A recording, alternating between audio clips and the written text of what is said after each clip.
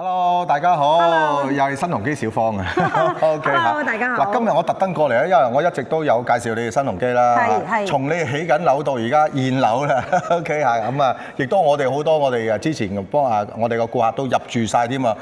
口碑非常好喎。多謝。住得都好開心啊，覺得真係好有價值，因為咧坦白講啊，你哋喺廣州新鴻基買層樓同喺香港買層樓。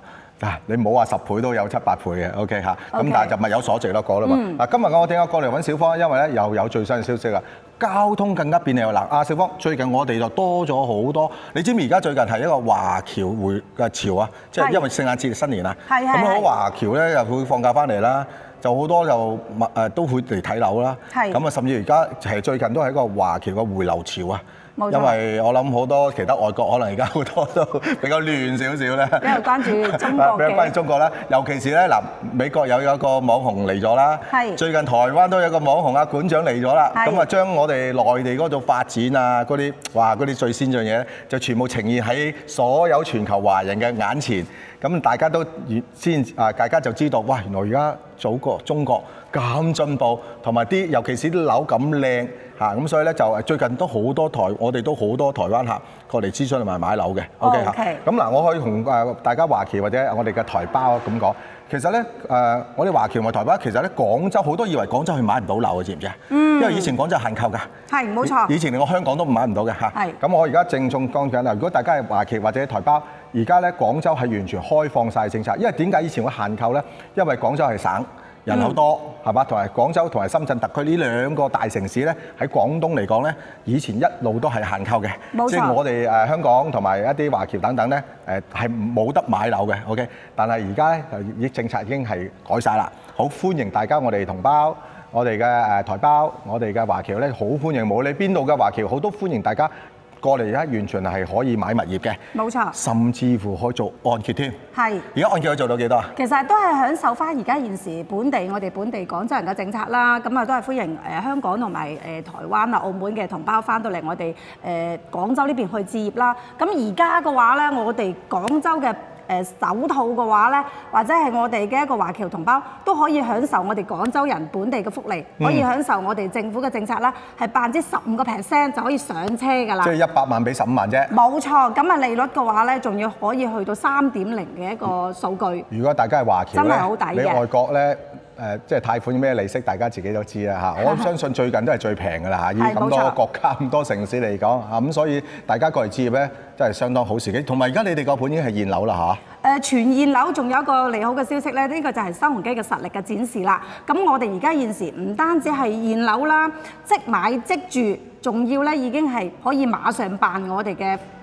紅保，即係房產證，係啦，咁啊一證揸手，絕對無憂，放心好多，好係放心。嗱，其實今日嚟一個好新嘅消息係對你呢個項目啊好有效，同埋咧尤其是係華僑啊，點解咧？因為咧嗱，我諗華僑啊、台胞啊。都係會搭飛機翻嚟過嚟中國㗎嘛，咁啊有啲就唔想經香港就直接，咁啊當然啦，廣東兩大機場，一個就深圳，一個就廣州，冇錯。咁啊廣州機場咧好多都係我哋華僑咧就係常用機場，咁原來而家多咗兩條快線咧係可以咧即係直接由機場過嚟快咗好多啦。不如阿小方你介紹下啊嘛，我轉個鏡頭喺地圖嗰度啦嚇 ，OK 嚇。我首先你想講，我聽講咧就全運會開之前就已經開咗一條好震撼嘅最新快線喎，係嘛？係啦，冇錯。咁而家現時咧，我哋講緊大灣區啦，就係我哋嘅一個9+2城市啦。咁而家我哋廣州南站喺呢個位置嘅。咁而家嘅話咧，啱啱全運會之前係開通咗個11分鐘啦，3個站可以去到琶洲，係琶洲就我哋嘅秋交會、春交會係啦。咁我哋17分鐘咧可以去到我哋嘅廣州嘅金融城嘅4個站。係啦，咁而30分鐘咧就去到我哋嘅廣州嘅白雲機場，30分鐘嘅時間段就串連咗我哋嘅白雲機場同埋而家現時我哋廣州南站呢個點嘅。哇！即係3分鐘就嚟到呢度啦。係啦，冇錯。咁其實呢條線嘅話咧，其實已經係做咗2年，而家我哋全運會係啱啱開通嘅啫，因為全運會啱啱結束，咁所以嘅話咧，其實呢啲都係我哋南站呢邊嘅一個大嘅一個利好消息嚟嘅。10分鐘琶洲，15分鐘金融城，30分鐘白雲機場。嗱咁樣，如果大家華僑咧，咁啊嚟廣州機場一落機咧，咁你30分鐘就已經可以嚟到新鴻基呢個廣州南站嘅駿聯啦。OK， 而且大家應該知道啊，廣州南站係一個咧樞紐站嚟嘅，佢咧經過廣州南站可以去咁多條線。啊，其實咧呢個站咧左邊都仲可以去佛山喎，係嘛？冇錯，咁而家我哋咧大澳地鐵咧係舊年6月份已經通咗㗎啦。喺我哋嘅南站咧，我哋30分鐘去到佛山啦，佛山西係啦。咁而去到肇慶嗰邊嘅話咧，其實都係60分鐘嘅一個距離，就係由我哋嘅西面啦，同埋我哋嘅東莞啦、惠州呢條由西到東呢條線咧，已經係貫通晒㗎啦。我想問咧，如果以前咧未開呢條新線咧，由機場過嚟嗰時好似要1個鐘頭啊，嗰時係搭乜嘢㗎？之前嘅話咧，如果現時我哋響翻南站啦呢個位置啦，去白雲機場最快都要1個鐘，就係坐我哋嘅一個地鐵2號線，係啦2號線呢度我哋係一個總站嚟嘅。咁要坐大概係1個鐘10分鐘先可以去到白雲機場。咁而家係縮短咗大概去到60% 嘅時間段。好，我同觀眾解釋下咩嘢叫做城軌啦。城軌咧其實係快車嚟嘅。咁地鐵開幾多啊？地鐵係90到120嘅時速。咁城軌咧就城軌嘅咁高鐵咧300到500。咁好多華僑唔知啊，嗱最快就高鐵㗎啦 ，OK 咁跟住到城軌，跟住到地鐵。咁因為佢高速嗰啲車咧，佢一定嘅站係少嘅。你而家見到呢條快線，你咁快咧，佢得4個站嘅啫。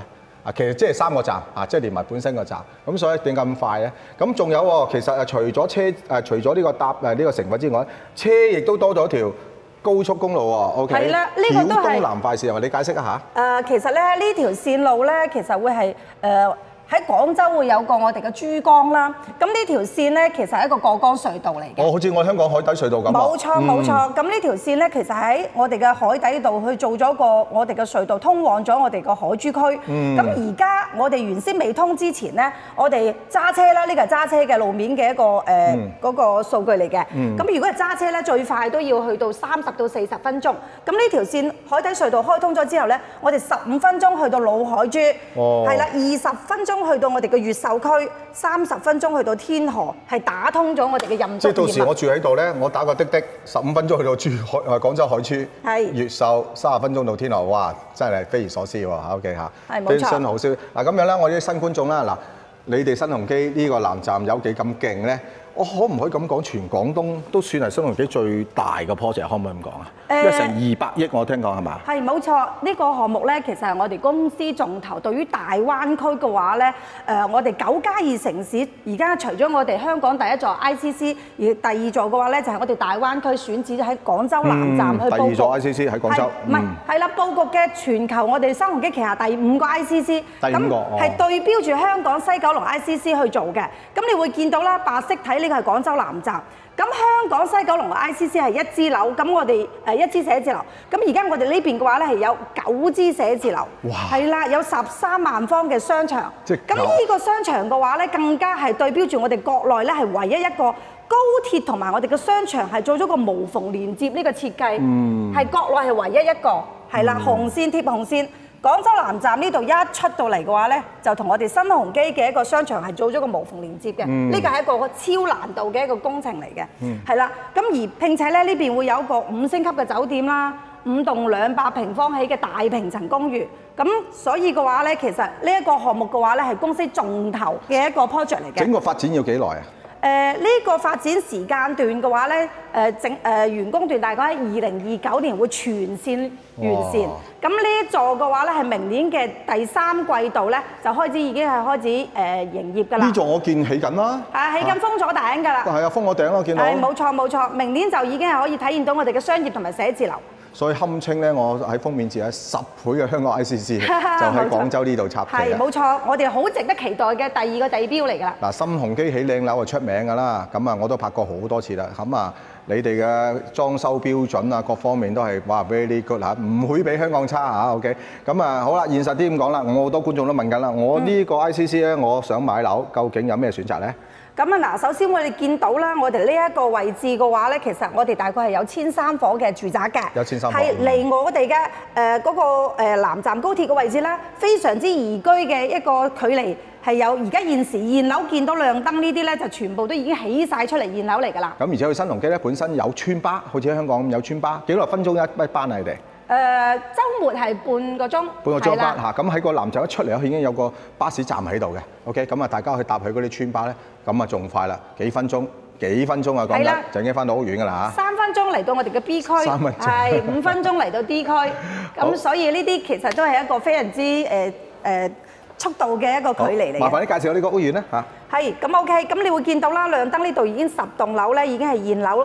早期咧，我哋今年3月份，我哋係收咗呢兩支 B1、B2 嘅。OK。咁而家仲有少量嘅單位，係啦。咁而家嘅話咧，我哋南區呢度咧係有8支，大概係850伙度。咁而家現時咧，俾我哋嘅業主啦，就已經係用緊嘅3000平方會所喺我哋嘅中間位。咁啊，旁邊會有個番禺實驗幼兒園啊，咁係明年嘅9月份。係就可以開㗎啦，係啦。咁而家咧賣緊就係呢一支，係啦。而家係 D 棟南區呢棟8棟嘅話咧，而家現售緊呢一支嘅中高層，因為低層嘅單位咧，我哋早期推咗咧已經係6月份收咗樓，咁而家仲有少量嘅高層單位。好正嘅呢棟嘅視線，因為佢無論我哋向北啦、向南咧，因為戶戶都係朝南，但係有啲咧就會係南北對流啦。咁兩邊嘅話咧係無遮擋嘅，高樓層嘅景觀係非常之靚仔。有咩積啊？呢個？咁而家現時咧2梯4戶嘅戶型啦，咁呢一個咧就係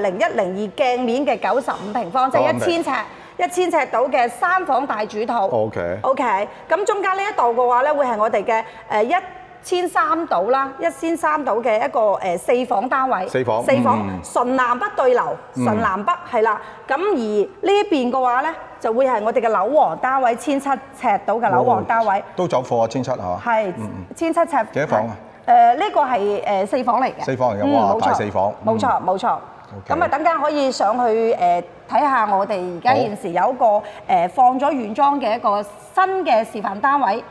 多數嗱，我啲華僑啦 ，OK， 多啲華僑咧，好似過嚟都買大積多啲啊。邊隻積會比較受歡迎啲啊？啊，華僑跟你哋嘅記錄同埋數據。其實如果現時嘅話咧，我哋而家現時嘅123嘅南北對流呢個4房單位咧，係完全一步到位嘅。係啦，可3房、可4房同埋宜居嘅性質咧，又比較強好多。係啊，華僑過嚟都係中意買大少少㗎嚇。係。加上呢邊樓價平啊嘛。咁我想講個會所。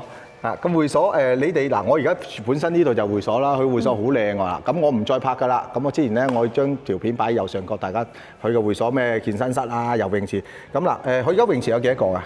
而家暫時咧就係而家現時會見到啦，有標咗50米嘅一個5星游泳池，會喺翻我哋而家會所旁邊呢個位置，等下可以喺鏡頭度去攞個景。係，其實出邊就係實景嚟嘅，好正。遲啲咧？遲啲會響翻我哋嘅1號地塊2期呢邊嘅話咧，仲有係啦，但係而家就會遲少少會係落實到咯。好啦，咁啊唔講咁多啦，不如我哋今次拍一拍我哋啲華僑中意嗰隻1200幾尺4房，好嘛？我即係上去睇。哇！大家睇下個泳池幾靚嗱，呢啲係新鴻基標準啊。不如咁啦，我哋由下邊一路行，俾大家都欣賞個園林。當然啦，佢園林咧佢未開晒嘅。OK， 咁啊同埋。而家就凍啦，呢排嚇就少人游水啦。幾靚嚇！咁啊，其實大家如果我唔講咧，你就以為喺香港睇緊新鴻基樓嘅嚇。咁因為啲風格啊、材料啊、用料啊，甚至園林咧嚇，咁都係新鴻基風格噶啦。啊，你知新鴻基咁多年啦，係咪好有經驗噶啦？咁啊，所以咧我好多客咧就係。甚至乎以前咧都係一直都係住開或者買咗新鴻基樓嘅香港嚇，佢話：哇嚟到呢度真係性價比真係高，好開心啊買得。係。大家睇呢個入門大戶啊，但係全部都係現場實景嚟㗎。嗱，你睇個大堂哇呢啲豪宅係咁樣咯，係啦。咁啊，我哋成日有句説話又係每個香港人都想擁有一間新鴻基樓啊。咁你可以選擇，其實唔一定係香港嘅，你去嚟講就係自動門嚟㗎，你睇呢啲皇帝式啊，唔使推啊，咁啊有晒啲人面識別啊、video 啊，你睇淨啲信箱都有型過型嘅，哇！呢個信箱有埋 display 㗎喎，哇！睇啲電梯都靚。大家亦都可以入我嘅 YouTube 頻道咧，下邊有個播放清單嘅，裏邊有一個廣州嘅播放清單，裏邊有晒我拍咁多集嘅新鴻基㗎啦。咁啊，由佢哋起緊，一路拍到去交樓現樓，到我哋啲客入住啊，咁啊睇住出世，睇住長大。而家出咗電梯睇下幾靚仔，真係新鴻基，真係新鴻基啊！好，小芳麻煩你介紹下。喂，聽講呢一隻熱賣產品嚟㗎喎。係，就剛先話同大家去講講咧，就係我哋而家現時1300尺度嘅一個標準4房南北對流嘅123平。係123點幾嘅一個戶型。喂，佢獨戶獨門㗎噃。冇錯，兩梯4戶出嚟咧，呢一套咧就係電梯右手邊，係咯，好舒服喎。獨戶係啦，子母大門。同埋有窗咧，有啲採光同埋子母門喎，超級豪宅。冇錯，呢個大戶型嘅設計。咁而家咧，你會見到咧，其實我哋係有些少嘅一個改動，其他都係交樓標準嚟㗎。即係而家鏡頭望到。係。交樓標準，大家見到譬如呢啲鞋櫃啊，呢啲好靚仔。你唔好以為嗱，通常示範單位俾發展商去整到好鬼靚，但其實佢呢個唔係示範單位，呢啲係交樓實體交標。嗱，呢個魔鏡。呢個魔鏡係啦，就係我哋而家現時嘅一個智能家居。係啦，控制全屋嘅中央空調啦、燈飾啦，同埋一鍵呼梯啦，24小時啟證為嘅互動咧。我聽聞客講咧，香港都冇啊，香港新鴻基嘅樓都未有啊。而家越嚟越智能化㗎啦。嗱，你會見到入到嚟咧，個通透性真係好正嘅。南北通啊！係啦，咁呢邊咧會有向南嘅係啦，咁啊向南呢邊嘅話咧，有個6米幾嘅大陽台。咁我哋係做咗些少嘅一個創意改造嘅。咁係把我哋原先嘅交樓咧嘅嗰個趟門咧係做咗出嚟，哇！好做咗出嚟就會係即係包晒而家現時我哋可以更加嘅使用到嘅陽台嘅位置。嗱，今日回暖就大霧嘅，咁我上次嚟過咧係一望無際嘅，因為嗱大家見到啲霧嘅啫，咁完全冇遮擋嘅 ，OK 嚇，咁咧就廣州難得啊！我喺廣州買到呢啲喺市區裏邊。雙陽台純南北對流。2樓到23樓啲光線都咁正，因為真係冇遮擋嘅呢個戶型。同埋南北通一開個露台又大風咯。係冇錯冇錯。你改咗即係咪呢個房啊？係冇錯，入到嚟咧，其實呢度會係有間房嘅。嗱，因為嗱好多華僑，我哋卜咗個牆。冇錯。嗱，因為好多華僑都係㗎啦，翻到嚟退休啊，佢哋唔會咁多人住嘅，但係點解都要買4房啦？嗱，各位華僑好多就係佢將呢間房卜咗佢，就變成嗰個客廳，就好似你外國住啊嘛，有一個廳咁大。大家睇鏡頭啊，咁大，係咪好似啲外國嘅 feel 啊？而且個樓底亦都非常高嘅，係做晒天花冷氣，你包嘅裝修已經包埋天花冷氣啦。冇錯，呢個係有埋我哋全屋嘅一個中央空調嘅一個配置，好似酒店咁啊！好，介紹下廚房啦。係啦，咁啊而家現時咧，廚房入邊嘅配置咧，基本上我哋交樓標準已經係齊晒㗎啦。咁會有翻我哋嘅一個松下嘅雪櫃啦，咁內置啲儲物櫃咧已經全部做好晒㗎啦，係啦，咁啊會仲有我哋嘅蒸烤一體爐，蒸烤爐嘅，唔係消毒櫃啊，冇錯，消毒櫃喺呢度，仲都有埋消毒櫃嘅，係啦，都係洗碗機嚟嘅喎，消毒櫃同埋洗碗機係拼置嘅，OK，咁啊仲有埋翻嘅話咧，就係我哋都係我哋嘅西門子嘅3件套系列，係啦，咁廚房入邊嘅話咧，基本上你唔需要點樣再去弄其他啲嘢㗎啦。咁而家嘅話咧，好似而家現時睇下我哋今日要整啲咩包心切套，一望就 OK 晒。OK。嗱，我好多客咧買咗你嘅樓咧入嚟住咗啦，佢話：喂，話樓價就平咗，但係你哋配翻呢啲設備嘅嘢咧係冇少到，冇錯，係甚至比香港多嘅。嗱，佢呢邊個露台咧都係推出咗去做咗個落地玻璃窗嘅，咁所以咧其實使用空間好大。咁啊，其實嗱，如果呢個露台你本身你係做翻露台咧，佢嗰個譬如佢嘅熱水爐啊、洗機，你可以擺啲嘅位都得嘅。咁啊，而家大部分都會將佢變改為而家一個一體式嘅大廳啦。你睇嗰個飯廳，你而家擺6人台，其實仲有好大空間，絕對可以擺張8人甚至係10人嘅台都得啊。係，因為個空間完全夠嘅。仲有咁多位喺度啊！有啲人咧中意會喺翻呢一度咧，就整翻個早餐台都 OK 嘅，係整翻個小島台。係啦，其實個空間係非常之闊落嘅。又或者牆呢邊其實仲有一位可以做個櫃都得嘅嚇，呢啲又餐邊櫃，呢個見仁見智。我想問咧，個主題牆個交樓標準係點啊？呢個都係交標嚟嘅。同呢幅係一模一樣嘅。係一模一樣嘅，都係我哋嘅經典嘅一個線條啦，同埋蚊皮嘅背景牆。係咯，蚊皮喎，哇靚仔啊！OK， 好，繼續。內置啦，我哋入邊有3房啦，咁呢個係我哋個其中嘅工位，係啦，呢啲全部睇到，全部都係交標嚟㗎啦。嗱，最似香港新鴻基嘅樓，佢本身係新鴻基，不過香港同廣州啫。啲客就話同香港個廁所基本差唔多一樣樣。OK 啊，不過就好似話有啲話但係個積係大咗啲，因為呢邊啲面積大啲。你香港要買個千幾尺啊？而家呢個千五尺啊？1300尺係嘛？大家心裏有數啦。如果你香港買個1300尺嘅新鴻基樓要幾多錢啊？嚇！不過華僑咧，而家好多翻到嚟，即係香港或者內地，佢哋都會揀內地，因為內地啲樓平啲，係啦。咁亦都有個舒適嘅環境㗎。呢間房夠晒大啊！大家見到大床三邊落床，擺埋衣櫃。個衣櫃係咁樣打橫啊！好多衣櫃係打長擺嘅，因為間房夠闊，所以衣櫃一打橫擺，跟住仲可以等張床，三邊落床，仲有露台門。係嘛？所以空間呢度落床呢度個空間好大，呢度其實可以等張嗰啲化妝台都仲得㗎。OK 嚇，好，第1、第2、第3間房啦。OK， 咁呢度去做張日式床嘅嚇。呢個景好靚嘅，係咯，就算呢邊都靚景喎。係啊，呢度咧就可以望到我哋而家現時啦。嗱，可能今日嘅天氣有啲霧啊，我哋嗰個東廣場嘅其中嘅。明年第3季度要交嘅東廣場嘅 ICC 就出咗嚟㗎啦。哦，係啊，見到。係啦，個頂都見到，擺咗個牌嚟嘅。冇錯，咁呢邊就係南站嘅視線嚟嘅。咦，咁以後呢度夜景都靚喎，啲燈。靚㗎，好正㗎！李錦記嘅總部啦，榮耀廣場啦，夜晚個景色係好正嘅。OK， 好。我都見到學校喎，咩12年公辦學校咩意思啊？冇錯，咁我嗰陣時喺下邊咧會見到，嗰個可能仲會有個展位冇睇到。咁呢邊嘅話咧會有個湖師大嘅一個9年義務教育嘅，我哋嘅小學到初中嘅學校咧，咁我哋而家都對接到，就係話直接喺我哋樓下，唔單止有我哋嘅12班嘅幼兒園，公立幼兒園。咁小學嘅話27年。咁都會係喺翻我哋呢度，大概係幾百米嘅啫。咁嗰間學校咧就真係好牛嘅，係全國咧中國啦係排前11名。哦，咁所以本地人唔怪得都中意嚟呢度買啦。係啦，呢啲就係學區房嚟㗎啦。學區房咯，OK 好。嗱，一半啲地板，大家睇埋啲地板啊，啲靚仔嚇。OK。咁睇翻我哋嘅主套。嗱，佢主套入之前咧，佢有玄關位嘅，大家見到啊。咁就唔會話個房門對住走廊。好，主套新鴻基嘅主套主人房。超闊落嘅，因為你會見到啦，呢啲背景牆咧已經係做好晒㗎啦，包埋嘅。呢個係我哋嘅家標。而且你所有房都係天花冷氣喎。係，冇錯。咁而呢邊咧會有我哋嘅衣帽間。係。嗱，大家要問下女士開心啊，左右有洗衣櫃，夠擺衫。好靚仔。櫃唔包㗎嘛？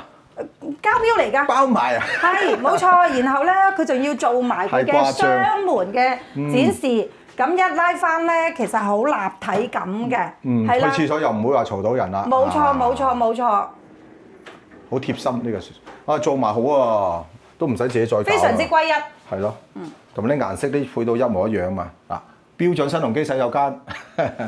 不過香港又少嘅，香港好少洗手間裏邊有個窗台俾你坐下擺下嘢啊。如果有 BB 可以擺個啲 BB 盤喺度沖涼啊咁樣，或者啲婆婆啊咁樣。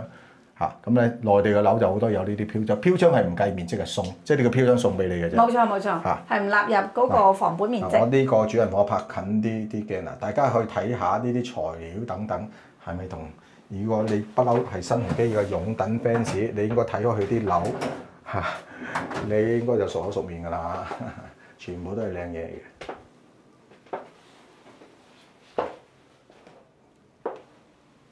咁主人房。就夠晒大啦！你見擺梳妝台啊，擺嘢各方面夠噶啦。因為最主要佢衣櫃空間擺咗呢個走廊呢度啊嘛，所以個房裏邊唔使再揾位擺衣櫃。咁大家可以好明顯睇到咧，落床嘅地方仲有好大空間。咁你度可以擺電視或者整個薄薄啲嘅電視櫃都仲可以㗎。好，睇睇個景觀嗱，都係嗰句啦。今日就大霧嘅，但係一望無際嘅，一望無際。好，芳姐，呢一個幾多錢啊？係啦，咁而家嘅話咧，我哋呢一個戶型咧，剩低個貨量都會係我哋嘅中高樓層啦，係啦。哦，好喎，中高樓層，我中意啊。都要20樓以上嘅，咁所以個價格咧就大概可能會喺400尾到500萬左右嘅幅度，係啦。咁頭先你講過啦，可以做按揭喎，咁即係百零萬咯。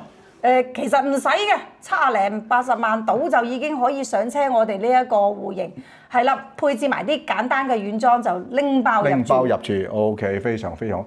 仲有一隻積係咪90幾啊？係90幾，但係95平嘅我哋嘅1000尺嘅一個戶型3房大主套，我哋去埋鏡去睇埋。好嘅，好。我哋睇睇個性價比高啲，好嗎？係呢個性價比比較強，即係上車戶型嘅95平，即係1000尺嘅一個3房大套房嘅一個戶型嚟嘅。咁入到嚟咧，其實即係會係非常之舒適感係好強。咁你會見到啦，我哋而家現時咧就係擺晒我哋嘅軟裝家私。咁啊呢個戶型嘅話咧，我哋都係做咗個創意嘅，創意就係攞咗個陽台嘅一個舒適感。咁啊嗱，我都要展示啦。咁又可以令到佢陽台嘅使用空間大咗之餘嘅話，你又保留咗原先嘅陽台嘅用途，係個位置嘅用途。哇！啲材料真係好勁啊！哇，好重，個門嘅質量真係好重。安全啊！呢度同門好啊，因為打風落雨都唔怕。房隔音雙層嘅鋁衣玻璃，咁啊，所以嘅話咧，你拉好咗之後咧，就係真係。佢係零噪音嘅一個數據嘅。咦，都有條河涌喺度喎，下邊。啊，冇錯，呢個係我哋現時嘅政府嘅幸福涌公園嘅個位置係啦。公園嚟㗎。到時候會升級成條河涌嘅一個綠化區。OK。以後都會有一個綠色跑道嚟㗎啦。其實而家我本身都見有啲綠色嘅單車道，不過咧就係啦，就遲啲政府整翻更加靚就更加好啦。右邊亦都見到學校啦，全部都係矮樓嚟嘅出邊。咁呢度一望無際，全無遮擋嘅，靚仔。好大。OK，嗱咁啊嚟翻個飯廳，飯廳見到左手邊係咪好大啊？仲可以擺個櫃喺度嘅。咁你見到嗱，呢啲就全部交流標準嚟㗎嚇。呢個魔鏡啦，呢個魔鏡，呢個智能着咗，可能要着個電先，着咗啦，係啊。呢個智能成部電腦咁啊！我之前有介紹過啦嚇。咁呢啲包晒㗎啦。誒，佢呢隻廚房又唔同喎，呢隻廚房係兩個。係啦，呢個咧其實會係做咗我哋嘅半開放式嘅廚房嘅設計啦。除咗防油煙之外嘅話咧，仲有個因為我哋嘅材質正啊，咁啊仲有嘅話咧，入邊爆炒，外邊其實都唔會點樣會聽到佢嘅聲音嘅。咁其實又美觀，又令到成個廳嘅通透性會強咗好多。個裝修係包埋嘅，膠樓包埋嘅。呢個膠標嚟嘅，並且好似剛先都有介紹咗啦。呢個95平嘅話咧，我哋嘅膠標咧都會有埋個雪櫃嚇，洗碗機喺呢個位置，係啦。咁而家嘅話咧，我哋嘅西門子嘅3件套呢啲咧，全部都內置晒㗎啦。OK， 好。全部都內置晒。好。主題牆就咁樣嚇，你去即個主題牆都唔同，有少少風格唔同嚇。好。睇睇個客廁啦，其實客廁應該差唔多㗎啦，因為都係啦，新鴻基嘅標準化。睇呢間細房先啦，做咗個書房嘅戶型設計。呢個算唔算係2+1房啊？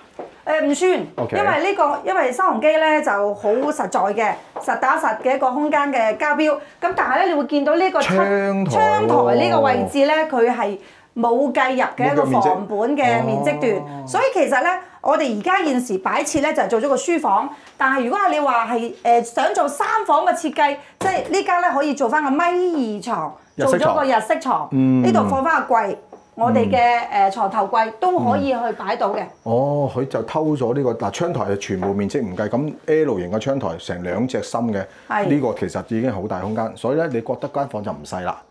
冇錯。好，另外一間房。呢間房就正常啦，似頭先嗰個房啦，直出露台門嘅，都係咁大嘅。哦，你大積細積都係全部包埋呢個天花冷氣嘅喎。係啊，全屋嘅中央空調。嗱，咁呢個主人房一入就係洗手間啦。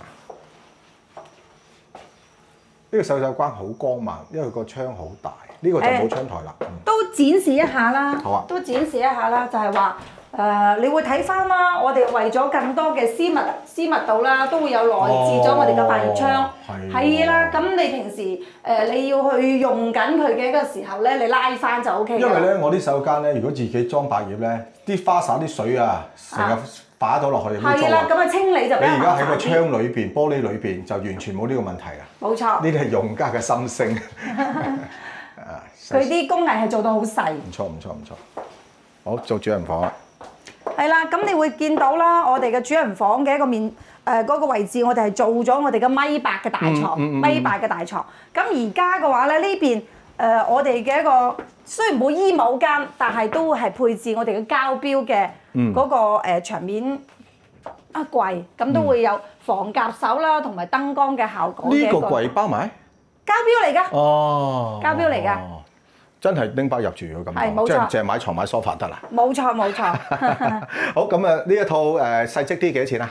呢一套嘅話咧，而家我哋嘅價格都喺350到380。380到，係。咁啊手皮真係幾廿萬嘅喎。係啊，50萬左右就上到車㗎。高層有幾高度左右選擇？都呢一棟單位咧都要去到20樓以上先有。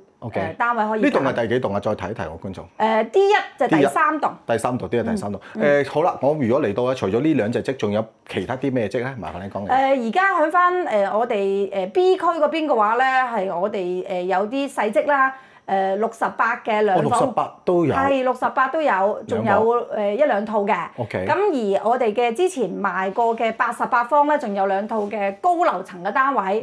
咁啊，88同我哋而家現時95嘅戶型嘅差距性唔會太大嘅，就陽台位差咗少少嘅啫。係啦，咁啊，仲有我哋嘅82方嘅喺翻近南站嗰邊嘅話咧，82方嘅一個4房單位。係啦，嗰度仲有幾套單位嘅。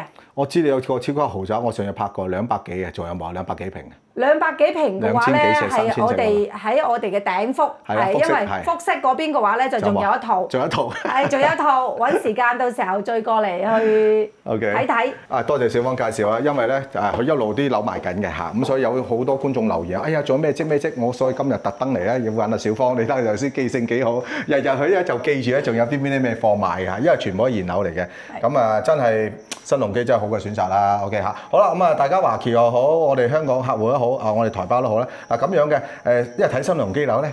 豪宅嚟㗎嚇，唔係啲普通樓盤啦。咁大家其實咧就要預約嘅嚇。咁啊，大家下邊咧我哋有個嗱，如果我哋華僑，我哋下邊有個 WhatsApp；如果係台胞咧，我下邊有個 Line 嘅號碼嚇。咁大家可以打電話即係留 WhatsApp 啦，或者留 Line 啦，或者下邊我啲條片留言都得嘅嚇。咁我同大家預約安排咧，大家就不如親眼嚟睇好過啦。因為佢個盤好大啊，我今日都帶大家唔能夠睇晒所有嘢，譬如啲會所等等未睇到嘅嚇。咁大家過嚟親眼去睇，同埋嗱，而家我哋有個睇樓時間表，我哋依家集團。個月每個星期6日都有睇樓團嘅，如果大家想參加睇樓團嚟睇又得，大家想私人預約過嚟又得。暫時都仲可以，如果大家私人早啲預約咧，香港可以派車過嚟接嚟大家嚟睇呢啲咁勁嘅豪宅，跟住私家車嚟接大家咧，都可以早安排。不過一定要預早預約嚇。咁啊，大家下面留言俾我哋啦。OK 嚇，咁咧就係咪嚟到應該啊芳姐會同大家爭取多啲特別嘅優惠啦。一定啊！歡迎大家。OK 嚇，好，下集見，唔該晒你阿小芳，拜拜。